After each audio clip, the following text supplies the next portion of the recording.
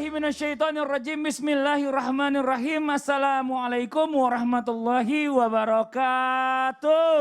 Waalaikumsalam warahmatullahi wabarakatuh. Jamaah. Alhamdulillah. Alhamdulillahirabbil alamin. Allahumma sholli ala sayidina Muhammad wa ala ali sayidina Muhammad. Nah, ini hari ini alhamdulillah kita akan mengangkat lagi tentang doa nih. Ayo, jamaah di 2021 ini pasti banyak banget permintaan serta doa yang mungkin ya belum tercapai. Ada cara-caranya agar doa kita bisa segera terkabul. Insya Allah nih ya, mudah-mudahan gak pakai repot. Hari ini kita akan bahas tentang tema yang luar biasa. Temanya adalah lakukan ini, insya Allah doamu terkabul seketika. Alhamdulillah. Nah, sekarang kita lihat dulu sebuah tayangan sebelum kita lanjutkan berbincang dengan guru-guru kita tentang cuplikan film Bajai Bajuri mengenai doa. Ini tayangannya. Bagaimana kalau Pak RT aja yang mimpin doa? Wah, maaf deh, saya nggak biasa. Bagaimana kalau situ aja? Ih, saya kagak bisa. Paman ente aja, dia kan orang Arab, pasti bisa. Iya, عمي اقرا الدعاء تفضل. أنا لا أستطيع أقرأ الدعاء يا سعيد لأنني لم أتوب إلى الله وأني أخاف إن دعائي لن يتقبل الله ولو كان هو بسم الله الرحمن الرحيم. آمين. ما هذا؟ نحن نتكلم هم يقولون آمين. أستغفر الله العظيم. آمين. كيف الحال هذا؟ ما شاء الله. آمين. أنتم كلكم لا تفهمون العربية. نحن نتكلم وأنتم تقولون آمين. آمين آمين آمين يا رب العالمين. Iya, ini belum baca doa udah amin-amin aja. Orang lagi ngomong dikasih amin-aminin. Ini dia bicara masalah tentang doa jika ingin terkabul seketika maka kita katanya harus punya ilmu dulu nih Bib. Benar ya Bib ya? Iya. Nah terus apakah ilmunya nih ini Bib nih? Berarti kalau seandainya kita doanya belum terkabul berarti ilmunya belum cukup dong atau bagaimana Bib? Mohon izin penjelasannya tafadhal Bib. Siap. Mohon izin Guru Ustaz Maulana, Ustaz Syam, Bang Fadli. Assalamualaikum warahmatullahi wabarakatuh. Waalaikumsalam warahmatullahi wabarakatuh. Jamaah, alhamdulillah. Alhamdulillah rabbil alamin, hamdal hamidin, hamda syakirin, hamdan yuafi ni'amah wa yukafi mazidah. Allahumma salli wa sallim ala Sayyidina Muhammad wa ala ali Sayyidina Muhammad. Nah ini tentang doa yang sangat penting. Kok kita harus belajar tentang doa? Karena doa adalah permintaan khusus kita kepada Allah Subhanahu wa ta'ala. Yang maha kuasa, yang memiliki kita. Allah Subhanahu wa ta'ala jalla jalaluhu wa ta'ala fi'ulah. Nah ilmu apa aja sih yang harus kita miliki? Yang pertama kita harus ketahui bahwa doa pengertiannya adalah lisanul ubudiyah. Wa unwanut tahagguk bil ajzi wadulli wal iftiqar. Doa itu adalah bahasa penghambaan kita kepada Allah. Makanya mohon maaf di dalam beberapa bahasa doa itu disebut pray. Salat juga disebut pray. Kenapa? Karena itu adalah bahasa penghambaan kita kepada yang maha kuasa. Kemudian tanda bahwa seorang hamba ini sangat memerlukan akan penguasanya. Tanda bahwa seorang hamba ini sangat membutuhkan kasih sayang dari Allah Subhanahu wa ta'ala jalla jalaluhu wa ta'ala fi'ulah. Nah ilmu yang harus dimiliki adalah bahwa apakah doa-doa yang kita baca telah sesuai dengan syarat-syaratnya. Telah sesuai dengan adab-adabnya. Karena doa dengan minta ini kurang lebih sama. Doa juga minta. Tapi beda minta sama doa. Kalau minta kita bisa minta tolong dong nak ambilin sepatu abah. Minta tolong dong nak ambilin bumbu dapurnya ibu dan lain sebagainya. Tapi doa terkhusus adalah permintaan seorang hamba li khaliqihi. Permintaan seorang hamba kepada yang maha kuasa. Kalau kita minta naik gaji aja kadang-kadang sama bos ada tata caranya ya. Ada adab. Ada prosedurnya ya. apalagi minta kepada yang maha kuasa Nah, jalla jalaluhu. gini wa Bib, nih ta'ala. berhubungan tadi sama yang Iya. Habib bilang nih, katanya kalau kita minta doa itu kalau bisa kepada orang yang berilmu, mungkin Iya. kepada para ulama. Tapi bagaimana caranya atau adabnya meminta doa kepada para ulama nih Bib? Baik, nah ini penting juga untuk sebagai wasilah Ya, perantara agar doa kita cepat terkabul adalah kita minta doa kepada orang-orang soleh. yang soleh. Bukan hanya kepada para alim ulama, diantaranya apa? Kepada orang-orang kayak anak yatim. Oh, Terus Masya lagi apa? Allah, tabarakallah. Orang-orang yang warok. Orang-orang yang apa? Yang bersifat Waro. warok. Apa warok tersebut adalah menjaga dirinya daripada nafsu duniawi. Dunia, Masya Jangan Allah. sampai kita minta kepada orang yang ibaratnya nggak warok. Waliyadzubillahi ta'ala. Karena doa ini kaitannya sangat kuat dengan orang-orang yang sangat cinta kepada Allah Iya, Subhanahu wa dan taala. menjauhi maksiat. Iya, Ini betul. Masya Allah. Jazakallah khairan kasiran. Makasih Terima banyak kasih. nih sekarang buat Ustadz Maulana, pertanyaannya banyak nih Ustadz nih. Apakah benar doa jika kita belum terkabul atau belum diijabah oleh Allah? Sampai saat ini mungkin ada salah dalam gerakan atau cara tangan ketika kita berdoa. Terus benar juga sih kalau seandainya doa juga harus menghadap wajah ke langit katanya supaya langsung terdengar gitu Ustadz. Ini bagaimana hubungannya? Mohon izin. Baik, saya langsung praktek aja. Iya, boleh. Masya Allah. Maaf ya, izin ya. Masya Allah. Saya Fadal, sama fadal. Habib, Mas Fadili aja ya. Karena durasinya sangat mepet. Iya. Bismillahirrahmanirrahim, kalau berbicara tentang doa, ingat ya, Masya Allah, tabarakallah. Nah, kalau kita berdoa, ketika kita berdoa ternyata ada yang berkaitan dengan adab-adabnya. Ternyata adab-adabnya, cari dulu waktu yang mustajab ketika berdoa. Sekali lagi, waktu yang mustajab untuk berdoa. Di hari Arafah, bulan Ramadan, sorenya hari Jumat, waktu sahur, dan sepertiga malam terakhir. Itu bagus banget waktu. Kemudian ada lagi manfaatnya ketika kita berdoa di mustajab, ketika ada lagi keadaan. Kalau tadi tempatnya, kalau waktunya. Itu tadi waktu. Tadi waktu. Waktu dan tempat. Sekarang keadaan. Ternyata ada keadaan. Keadaan ketika turun hujan, ketika antara sujud, kemudian antara azan dan iqamat, dan ketika jelang berbuka puasa. Oh, Masya Allah. Jadi enak banget itu. Kemudian, nah ini tadi kan ditanya, gimana nih angkat tangan? Coba angkat tangannya. Teknik berdoa itu bagus. Menyatukan dua tangan, bagusnya seakan-akan ini.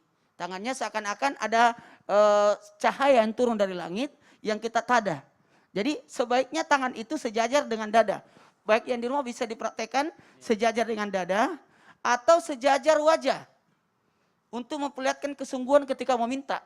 Nah, dan ada lagi satu, kalau nggak ada atapnya, contoh kita salat istisqa, kemudian kalau kita di luar di lapangan, ketika kita salat Idul Fitri, atau ketika kita ukuf di Arafah, kita kan di tenda, habis itu kita diminta keluar lagi, baca doa. Jadi kita keluar dari tenda itu untuk berdoa lagi dengan cara diangkat tangannya ke atas. Boleh. Nah, cuma dikhawatirkan jangan terlalu menghadap ke atas, tapi menghadapnya ke untuk memperlihatkan kesungguhan. Nah, cuma kalau perempuan, maaf, ini buat laki-laki aja. Untuk yang tangan ke atas ini hanya berlaku buat laki-laki. Tapi perempuan hanya dua, sejajar dada dan sejajar wajah. Nah, buat kita kalau hadapan mata itu fokus ke tempat ini. Ke telapak tangan. Jadi tidak menghadap ke atas tapi menghadap ke sini. Kalaupun kalau kita di hadapan Ka'bah, bagusnya memang menghadap Ka'bah. Ya, khusus untuk dihadap ketika ada Ka'bah di depan. Jadi sebaiknya kita menghadap. Kalau kita air zam-zam, menghadapnya ke air zam-zam. Kadang-kala kita mau minum air zam-zam kan harus berdoa. Makanya dilihat itu air zam-zamnya. Dengan suara yang lembut. Sekali lagi, suara yang lembut. Dan mohon maaf kalau bisa kita khusyuk ketika berdoa. Tidak bercanda, tidak bermain. Atau Ya, berngobrol-ngobrol. Ustadz, bagaimana kalau seandainya maaf nih saudara-saudara kita Ya. yang tunawicara, kan Ya. mereka kan berdoanya dalam hati. Ya. Mungkin ada nggak sih adabnya juga dalam berdoa ketika kita pakai hati nih Ustadz dalam berdoanya Ya, nih? sebenarnya tidak ada batasan ketika berdoa. Ketika saudara-saudara kita tunawicara itu, maka berdoa dengan metodenya dia, dengan bahasanya dia, Iya. dengan lirikan itu artinya ikut. Iya. Tapi sebenarnya mereka itu berdoa. Masya Pak, Allah. jangankan saudara kita tunawicara, bahkan makhluk-makhluk Allah yang lain pun bersikir dengan cara bunyi-bunyiannya masing-masing. Caranya masing-masing. Caranya masing-masing. Masya Allah. Iya. Jazakallah khairan Ya. kasiran. Makasih banyak Ustadz ilmunya. Buat jamaah yang ada di rumah nih, kita akan lihat lagi sebuah tayangan. Apa itu? Yang tidak percaya doa sendiri. Akhirnya nitip doa sama orang lain. Ini di tayangannya nih. Assalamualaikum. Waalaikumsalam. Ente mau doa ente makbul. Ente bayar ana doa depan Kaabah. Confirm makbul. Orang Arab tak kena tipu. Orang Arab balik Arab berjubah. Nah, ana doa depan Kaabah. Ente doa ana cepat kaya, Baik. sihat sejahtera. Alhamdulillah makbul. Makbul. Makbul. Alhamdulillah juga Pak Arab tu. Amin. Kumpul makbul. Makbul. InsyaAllah makbul. Depan Hajar ni barang.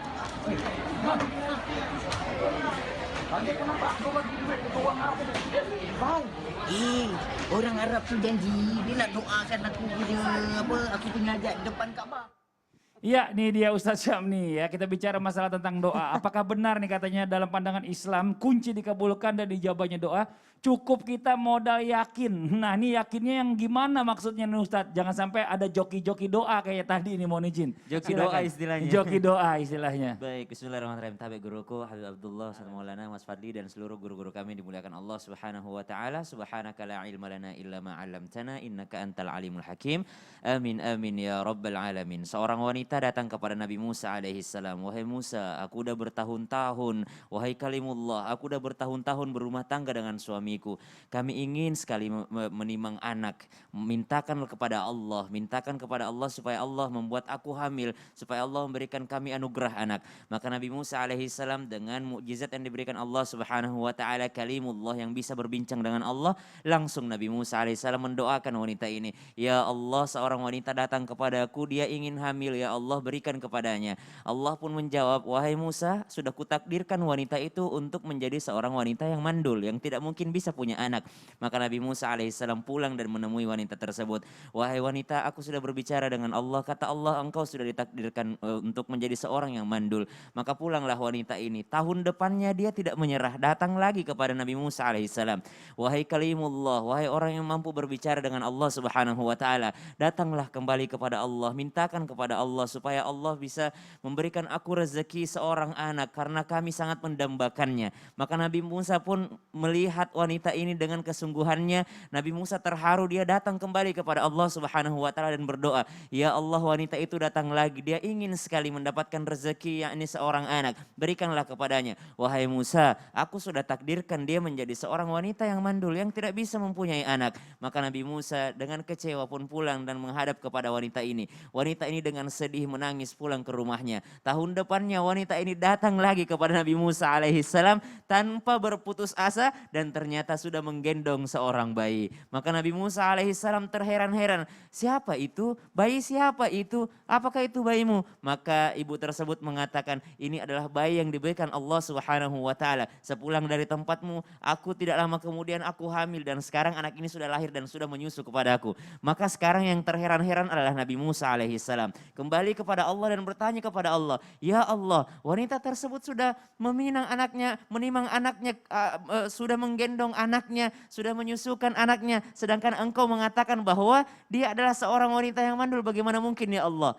Wahai Musa, setiap kali kutakdirkan dia mandul, dia mengatakan, ya Rahim, berikan aku keturunan, ya Rahim, berikan aku keturunan. Ya Musa, sifat kasih sayangku lebih besar daripada takdirku, sifat kasihku lebih kuat daripada takdirku. Subhanallah. Maka yakinlah terhadap doa-doa kita. Bukankah hadis qudsi mengatakan, saya sesuai dengan prasangka hambaku. Bagaimana mungkin seorang yang berdoa mengatakan, kayaknya enggak diterima deh. Yakinlah seperti anak-anak milenial sekarang kalau dia berdoa, bismillahirrahmanirrahim, headshot kata mereka. Jadi dia yakin kepada Allah Subhanahu wa taala diterima doanya. Maka minta kepada Allah dengan keyakinan penuh di dalam hati kita. Insya Allah Allah Subhanahu wa taala sesuai dengan prasangka hambanya. Lihat bagaimana kasih sayang Allah melebihi daripada takdirnya. Memang takdir tidak bisa dirubah, tapi doa bisa mengoyahkan takdir yang telah Allah Subhanahu wa taala berikan kepada kita.